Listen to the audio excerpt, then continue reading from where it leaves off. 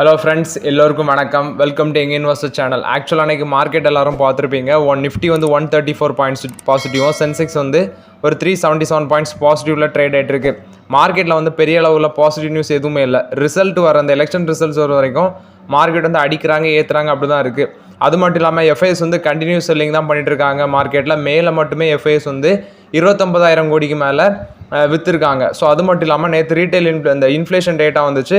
அதில் retail inflation ஏப்ரலில் 4.83% இருக்குது அப்படின்னு அப்டேட் கொடுத்துருக்காங்க.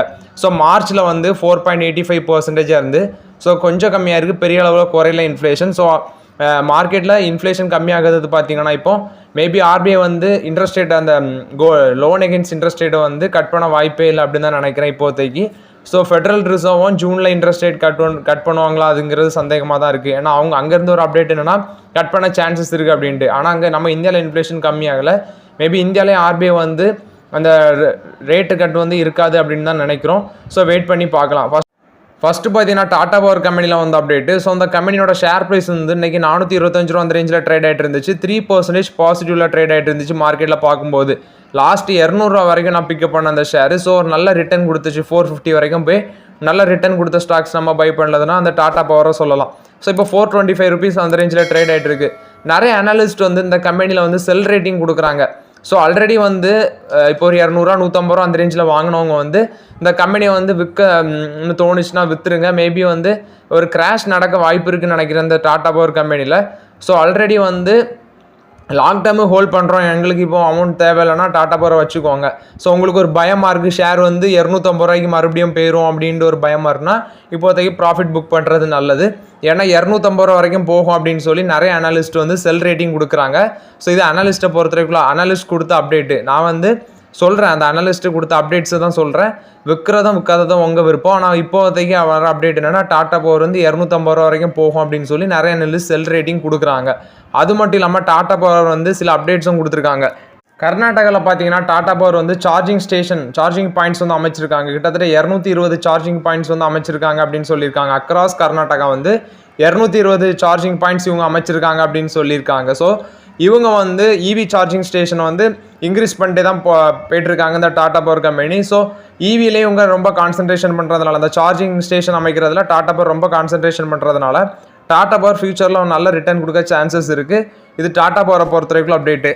அது மட்டும் இல்லாமல் டாடா பவர் வந்து தமிழ்நாட்டில், அதாவது அவங்களோட தமிழ்நாடு ஃபெசிலிட்டியில் சோலார் மாடியூல் ப்ரொடக்ஷனையும் ஸ்டார்ட் பண்ணியிருக்காங்க அப்படிங்கிற அப்டேட்டும் கொடுத்துருக்காங்க டாடா பவர். ஸோ ஓவராலாட்டு டாடா பவரில் நிறைய பாசிட்டிவ் அப்டேட்ஸும் வருது. நெக்ஸ்ட்டு பார்த்தீங்கன்னா ஹிண்டால்கோவில் வந்து அப்டேட். இவங்க வந்து அவங்களோட சப்சிடரி நோவலிஸ் அதுக்கு வந்து அந்த எஸ்இசி அதை வந்து ரெஜிஸ்ட்ரேஷன் ஃபைல் பண்ணியிருக்காங்க. எதுக்குன்னா அவங்களோட அப்கமிங் ஐபிஓக்கு தான். எஸ்இசினா செக்யூரிட்டிஸ் அண்ட் எக்ஸ்சேஞ்ச் கமிஷன், யூஎஸோட செக்யூரிட்டி அண்ட் எக்ஸ்சேஞ்ச் கமிஷனுக்கு நோவலிஸ் இந்த ஹிண்டால்கோட சப்சிடரி நோவலிஸுக்கு வந்து ஃபைல் ரெஜிஸ்ட்ரேஷன் பண்ணியிருக்காங்க அப்கமிங் ஐபிஓக்கு. ஸோ அவங்க வந்து $1.2 பில்லியன் வரைக்கும் ஃபண்ட் ரைஸ் பண்ணுற ஐடியாலாம் இருக்கிறாங்க அந்த ஐபிஓ மூலமாக அப்படின்னு சொல்கிறாங்க. இது ஹிண்டால்கோ கொடுத்த பாசிட்டிவ் அப்டேட்டு. நெக்ஸ்ட்டு பார்த்தீங்கன்னா யூபிஎல். இந்த ஷேர் நம்ம வாங்கினதுலேயே ஒரு ஷேர் வந்து கம்மியாட்டு ட்ரேட் ஆகிட்டு இருக்குன்னா அது இந்த யூபிஎல்னு சொல்லலாம். ஸோ யூபிஎல் வந்து இன்றைக்கி 6% மேலே கிராஷ் ஆகிருந்து. அது மட்டும் இல்லாமல் இப்போ 4.82% ஒரு நெகட்டிவில் ட்ரேட் ஆகிட்டு இருக்கு. இன்றைக்கி மட்டுமே 25 ரூபா 30 ரூபா அந்த ரேஞ்சில் நெகட்டிவில் தான் ட்ரேட் ஆகிட்டு இருக்கு. ஷேர் ப்ரைஸ் 508 ரூபா அந்த ரேஞ்சில் இருக்குது. எனக்கு தெரிஞ்சு இந்த ஷேர் வந்து 500 கட் பண்ணி 400 490 அந்த ரேஞ்செலாம் வர வாய்ப்பு இருக்குன்னு நினைக்கிறேன். ஸோ இப்போதைக்கு அதில் இன்வெஸ்ட்மெண்ட் பண்ணுறது எப்படின்னு தெரியல. ஏன்னா அவங்க நெக்ஸ்ட் குவார்ட்டரில் அவங்க எப்படி அப்டேட் இந்த ப்ராஃபிட் பண்ணுறாங்க அதை பொறுத்து தான் இன்வெஸ்ட்மெண்ட் பண்ணது இந்த கம்பெனியில் நல்லதுன்னு நினைக்கிறேன். ஏன்னா ஆல்ரெடி நான் 630 ரூபாய்க்கு வாங்கிட்டு இப்போ மறுபடியும் 500 ரூபாவில் இருக்குது. ஸோ வெயிட் பண்ணி அவங்களோட ஃபியூச்சர் குவார்ட்டரில் வந்து அவங்க எவ்வளோ ப்ராஃபிட் பண்ணுறாங்க அதை பொறுத்து தான் இன்வெஸ்ட்மெண்ட் பண்ணலான்னு இருக்கிறேன். இது யூபிஎல் பொறுத்த வரைக்கும் அப்டேட்டு. அது மட்டும் இல்லாமல் நேற்று அவங்களோட ரிசல்ட்ஸ் அப்டேட் நான் சொல்லியிருந்தேன். அதில் வந்து அவங்க ஃபண்ட் ரைஸ் பண்ண இருக்கிறாங்க. ஆக்சுவலாக அவங்க வந்து ஸ்டேக் சேல் மூலமாட்டும் ஃபாலோ ஆன் இஷ்யூ மூலமாட்டும் ரைட்ஸ் இஷ்யூ மூலமாட்டும் ஃபண்ட் ரைஸ் பண்ண இருக்கிறாங்க அப்படின்னு சொல்லியிருந்தேன். ஸோ இப்போ அவங்க கொடுத்துருக்க அப்டேட் என்னென்னா இந்த குவார்ட்டர்லி 2வது குவார்ட்டர் எண்ட்லையோ அல்லது Q3 பிகினிங்லேயோ வந்து அவங்க ஃபண்ட் ரைஸ் பண்ண ஐடியாவில் இருக்கிறாங்க அப்படின்னு சொல்கிறாங்க. $500 மில்லியன் வரைக்கும் ஃபண்ட் ரைஸ் பண்ண ஐடியாவில் இருக்கிறாங்கன்னு சொல்கிறாங்க. 4200 கோடி இந்தியன் வேல்யூவில் அப்படின்னு சொல்கிறாங்க. ரைட்ஸ் இஷ்யூ மூலமாட்டும் ஃபண்ட் ரைஸ் பண்ண பிளானில் இருக்கிறாங்க 4200 கோடி அப்படின்னு சொல்லியிருக்காங்க. இது யூபிஎல் பொறுத்த வரைக்கும் update. Next Tata group stock, குறிப்பாட்டு 3 டாடா குரூப் ஸ்டாக், ஒன்று டாடா மோட்டார்ஸ், இன்னொன்று டாடா பவர், இன்னொன்று வோல்டாஸ். இது எல்லாமே ரிசல்ட்ஸ் பக்கவாட்டு காமிச்சிருந்தாங்க. ப்ளஸ் வந்து அவங்களோட ஷேர் ப்ரைஸும் கொஞ்ச நாளாக நல்லாவே ரேலியாக இருந்தது. அதனால வந்து இந்த ஸ்டாக்கில் வந்து செல்லிங் ப்ரெஷர் நடந்திருக்கு அப்படிங்கிற அப்டேட் கிடச்சிருக்கு. குறிப்பாட்டு லாஸ்ட் 6 ட்ரேடிங் செஷனில் பார்த்தீங்கன்னா ஷேர் ப்ரைஸ் வந்து எபோவ் 12%, அந்த மார்க்கெட் கேபிடலேஷன் 12% மேலே கீழே விழுந்திருக்கு அப்படின்னு சொல்லியிருக்காங்க. 12.8% கீழே விழுந்திருக்கு. டாடா மோட்டார்ஸ் மட்டும் 22,592 கோடிக்கு மார்க்கெட் கேபிட்டல் இழந்திருக்காங்க. டாடா பவர் 9.4% மார்க்கெட் கேபிடலேஷன் இழந்திருக்காங்க. நியர்லி 14,731 கோடிக்கு இழந்திருக்காங்க. அடுத்தது வோல்டாஸ் வந்து 5,985 கோடிக்கு மார்க்கெட் கேபிட்டல் இழந்திருக்காங்க. நியர்லி லாஸ்ட் சிக்ஸ் ட்ரேடிங் செஷனில் 43,310 கோடி வந்து மார்க்கெட் கேபிடலேஷன் அந்த 3 கம்பெனியும் இழந்திருக்காங்க அப்படிங்கிற அப்டேட் கிடச்சிருக்கு. இது டாடா குழுமத்தில் உள்ள கம்பெனிஸ் வந்து அவங்க செல்லிங் ப்ரெஷர் நடந்ததுனால தான் அவங்களோட மார்க்கெட் கேபிடலேஷன் கீழே விழுந்திருக்கு அப்படின்னு சொல்லியிருக்காங்க. இது டாடா குழுமத்தை பொறுத்த வரைக்கும் அப்டேட்டு. நெக்ஸ்ட்டு பார்த்தீங்கன்னா 2 ஐடி கம்பெனிஸ், பெரிய ஐடி கம்பெனிஸ், ஒன்று வந்து இன்ஃபோசிஸ், இன்னொன்று டிசிஎஸ். இன்ஃபோசிஸ்க்கு பார்த்தீங்கன்னா கனடா கவர்மெண்ட்டு வந்து ஒரு பெனால்ட்டி கொடுத்துருக்காங்க. ஆக்சுவலாக 82 lakh ஒருத்தில் ஒரு பெனால்ட்டி டாலர் அங்கோல வேல்யூவில் $1.34 கனடியன் வேல்யூ போட்டு பெனால்ட்டி கொடுத்துருக்காங்க. இது என்னன்னு பார்த்தீங்கன்னா அவங்களோட எம்ப்ளாய்மெண்ட் ஹெல்த் டேக்ஸ் வந்து அண்டர் பேமெண்ட்டில் வச்சுருக்காங்க. December 31, 2020 அந்த காலகட்டத்தில் உள்ளது எம்ப்ளாயீஸ்க்கான ஹெல்த் டேக்ஸ் வந்து இவங்க பே பண்ணாமல் இருந்திருக்காங்க அப்படின்னு சொல்லியிருக்காங்க.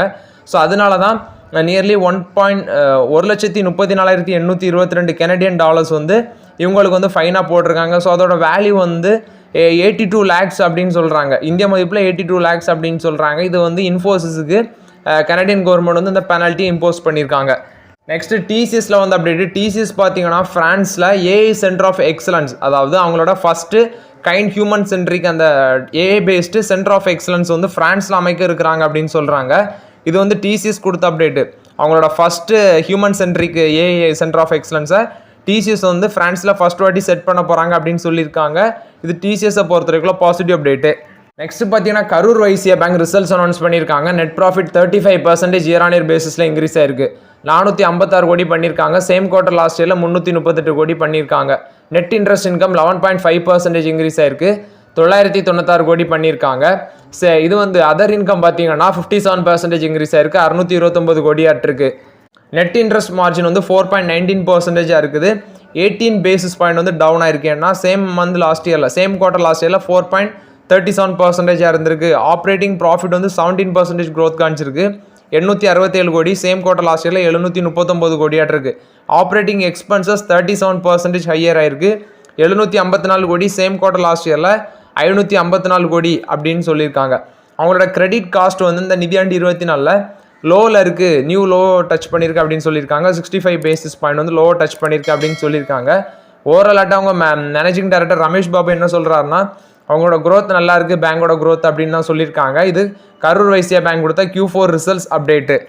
நெக்ஸ்ட் பார்த்தீங்கன்னா டிவிஎஸ் மோட்டார் கம்பெனியில் வந்து அப்டேட். இவங்க வந்து அவங்களோட டிவிஎஸ் ஐக்யூ போர்ட்ஃபோலியோவில் ஒரு நியூ வேரியண்ட்டை லான்ச் பண்ணியிருக்காங்க. டிவிஎஸ் ஐக்யூப் ST 3.4 kWh அப்படிங்கிறதும் இன்னொரு வேரியன்ட் பார்த்தீங்கன்னா 5.1 kWh அப்படிங்கிற வேரியன்ட் லான்ச் பண்ணியிருக்காங்க. ஸோ டோட்டலாக பார்த்தீங்கன்னா அவங்க ஒரு 5 வேரியன்ட் லான்ச் பண்ணியிருக்காங்க. இப்போ அவங்கள்ட்ட அவைலபிளாக இருக்குது. ஸோ 11 கலர் வேரியண்ட்டில் அவங்க அவைலபிளாக இருக்குது அப்படின்னு சொல்லியிருக்காங்க. இது டிவிஎஸ் மோட்டார் கொடுத்த அப்டேட்டு. கொச்சின் ஷிப்யார்டை பொறுத்த வரைக்கும் அப்டேட். இவங்களுக்கு பார்த்தீங்கன்னா ஒரு லார்ஜ் ஆர்டர் கிடச்சிருக்கு. யூரோப்பியன் கிளைண்ட்டு தான் கிடச்சிருக்கு. ஸோ இது வந்து full and full design and construction based order. Hybrid service operation vessel based project. So இது வந்து 2026 எண்டில் கம்ப்ளீட் ஆகும் அப்படின்னு சொல்லியிருக்காங்க. வேல்யூ 500லேருந்து 1000 கோடி வரைக்கும் இருக்கும் அப்படின்னு சொல்லியிருக்காங்க. இது கொச்சின் ஷிப்யார்டை பொறுத்த வரைக்கும் பாசிட்டிவ் அப்டேட்டு. ஸோ ஒரு பெரிய ஆர்டர் வந்து உங்களுக்கு யூரோப்பியன் கிளைண்ட்டு வந்து கிடச்சிருக்கு அப்படின்னு சொல்லியிருக்காங்க. இது கொச்சின் ஷிப்யார்டை பொறுத்த வரைக்கும் அப்டேட்டு.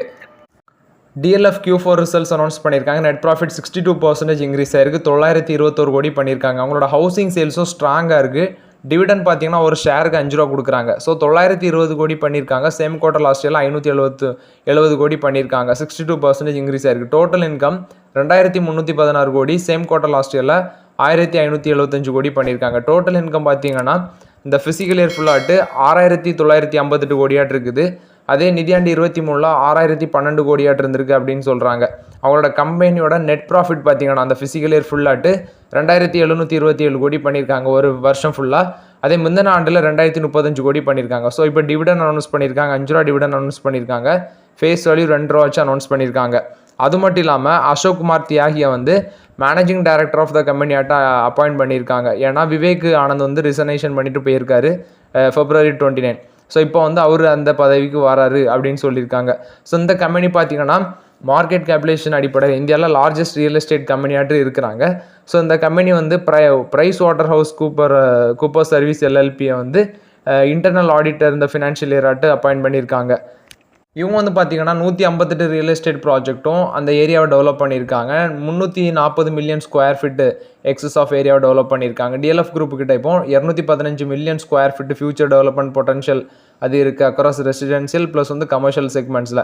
டிஎல்எஃப் குரூப் பார்த்தீங்கன்னா இந்த பிஸ்னஸ் வந்து குறிப்பாட்டு அவங்களோட ஆனுவல் பிஸ்னஸ் வந்து கமர்ஷியல் ப்ளஸ் ரீட்டைல் ப்ராப்பர்ட்டிஸ் வந்து பார்த்தீங்கன்னா அவங்களோட ஆனுட்டி போர்ட்ஃபோலியோ வந்து 42 மில்லியன் ஸ்கொயர் ஃபீட் இருக்குது அப்படின்னு சொல்கிறாங்க. 42 மில்லியன் ஸ்கொயர் ஃபீட் இருக்குது. அது மூலமாட்டும் அவங்களோட ஆனுவல் ரெண்டல் இன்கம் வந்து 4000 கோடி வரைக்கும் வருது. இந்த 42 மில்லியன் ஸ்கொயர் ஃபீட் மூலமாட்டும் அவங்களோட ஆனுவல் ரெண்டல் இன்கம் 4000 கோடி வரைக்கும் வருது அப்படின்னு சொல்கிறாங்க.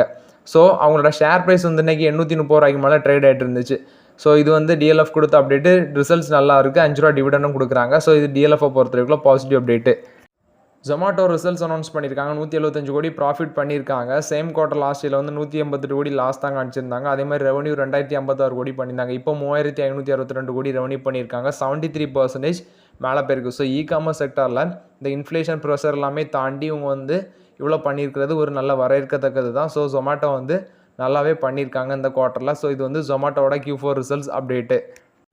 ஸோ ஓகே ஃப்ரெண்ட்ஸ், ஆக்சுவலாக அன்றைக்கில் மார்க்கெட் அப்டேட்ஸ் எல்லாமே பார்த்தோம். இந்த வீடியோ உங்களுக்கு பயனுள்ளதாக இருந்துச்சுன்னா லைக் பண்ணுங்கள், சப்ஸ்கிரைப் பண்ணுங்கள், கமெண்ட் பண்ணுங்கள். Okay friends, thank you.